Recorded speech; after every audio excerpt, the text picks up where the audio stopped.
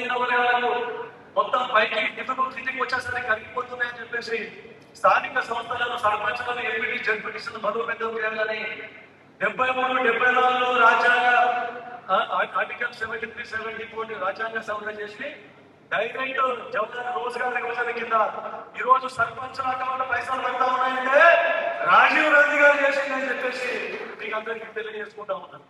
అదొకటే కాకుండా ఈరోజు ఎస్సీలు, ఎస్టీలు, బీసీలు, మైనార్టీలు వీళ్ళందరికీ సర్పంచులు కానీ ఎంపీటీసీలు, జడ్పీటీసీలు వీళ్ళందరూ ఉన్నారు. స్థానిక సంస్థల రిజర్వేషన్ కూడా మన దివంగత రాజీవ్ గాంధీ గారిని చెప్పక తప్పదు.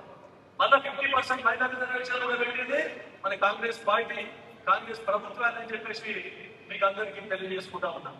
మరి ఇన్ని కార్యక్రమాలు అదొకటే కాకుండా ఈరోజు గెస్టెడ్ హెడ్ మాస్టర్ పట్టుకొని ఐఏఎస్, ఐపీఎస్, మొత్తం ఎంఆర్ఓలు, ఎంపీఓలు అందరూ కూడా ఎస్టీలు, బీసీలు ఈరోజు ఉన్నారంటే మన కాంగ్రెస్ ప్రభుత్వం ప్రవేశపెట్టిన రిజర్వేషన్ల వల్ల అని చెప్పి చెప్తా ఉన్నాం.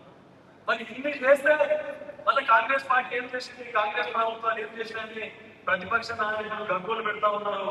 వారికి జవాబు చెప్పవలసిన అవసరం మనకు ఉంది అని చెప్తా ఉన్నాం. మనం చూస్తా ఉన్నాం. మనం కూడా కార్యకర్తలు నారాయణగఢ్లో వదిలిపెట్టండి, అక్కడక్కడ మనం తీటుగా సమాధానం చెప్పవలసిన అవసరం ఉంది.